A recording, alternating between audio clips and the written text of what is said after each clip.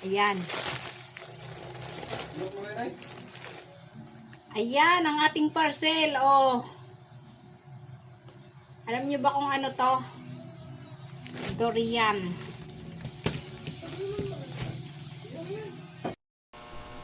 Ayan, atin ang bibiyakin ang durian.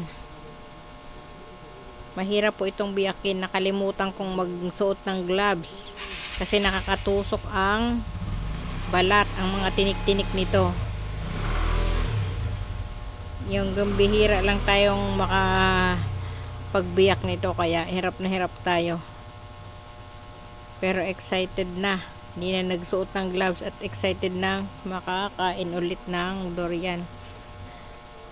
Dinala ito ng anak ko at pinabibigay ng magulang ng kanyang girlfriend galing sa Mindoro. Ayan, kaya sila umuwi dito. Naghatid niyan. Galing sila sa Morong, Rizal. Doon kasi nakatira yung anak ko. Ayan, hirap na hirap. Ayan, naka-open na. Yan po ay kalamoy bulok, may bulok, hindi po na apektuhan yung laman, yun lang balat ang naloom sa loob ng plastic kasi 4 na susun, 5 susun na plastic ang pinaglagyan para hindi mangamoy. Ayan na, makakapangain na din ng durian. Yan na po ang aking ginawang tanghalian. Masarap po ito. Kung yung iba sa inyo hindi siguro kumakain ito kasi mabantot, mabaho ang amoy. Pero wala po sa amoy yan. Pag natikman nyo yun, ang sarap po. Lalo na yung kulay yellow na yan. Napaka creamy. Masarap din yung gawing candy. Yan o. Tumigil po ako dyan sa pagbibiyak at nagkain muna. Sa sobrang excited sa pagkain ng durian ay ayan na. Umupo na.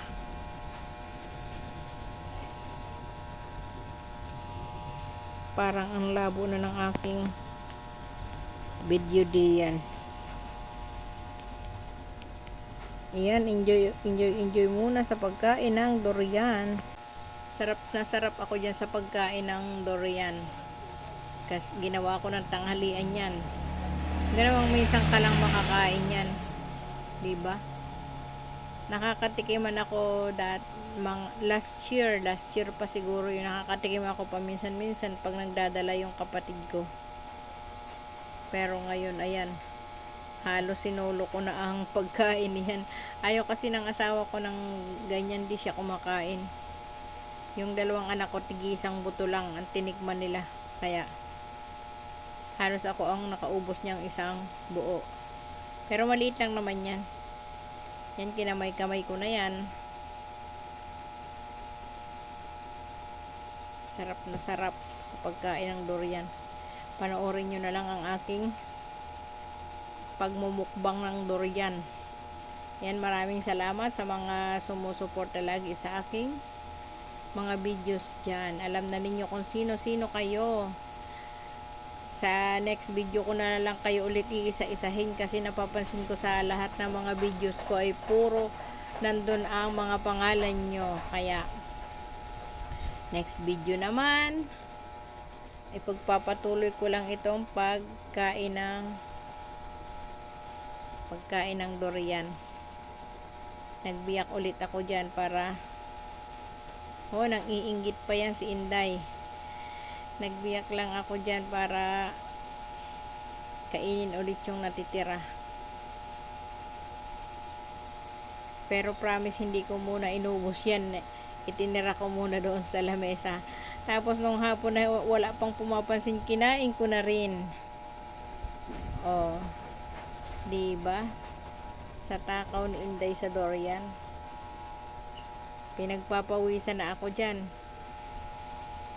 Nakakalimutan ko nang magbukas ng electric fan at masyado excited sa pagkain ng durian.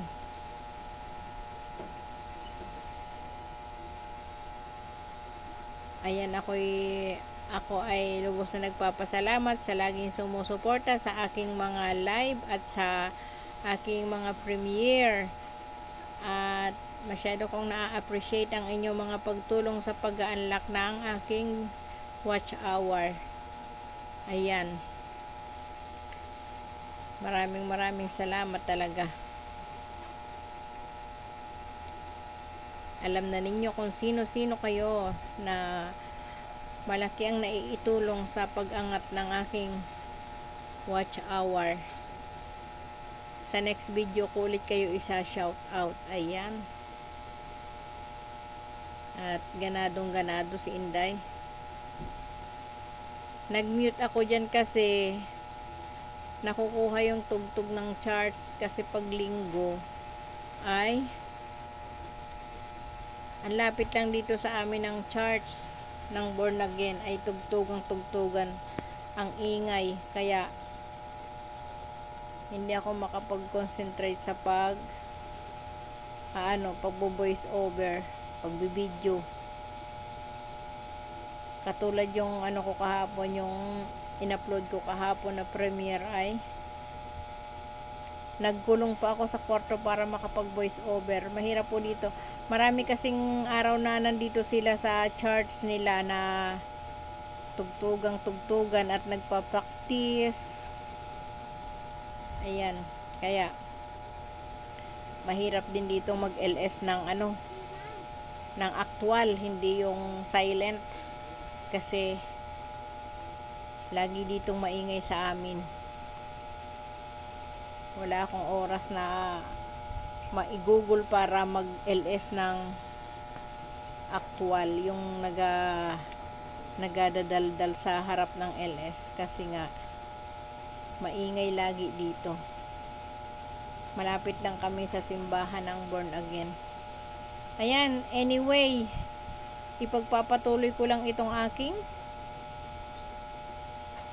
pagkain. Enjoyin nyo na lang ang panonood at sama-sama kayong matakam at gutumin sa aking kinakain. Ayan, pasensya na kayo, hindi ko kayo mabahagian ito at kulang pa sa akin. Ayan, at panoorin nyo na lang ako.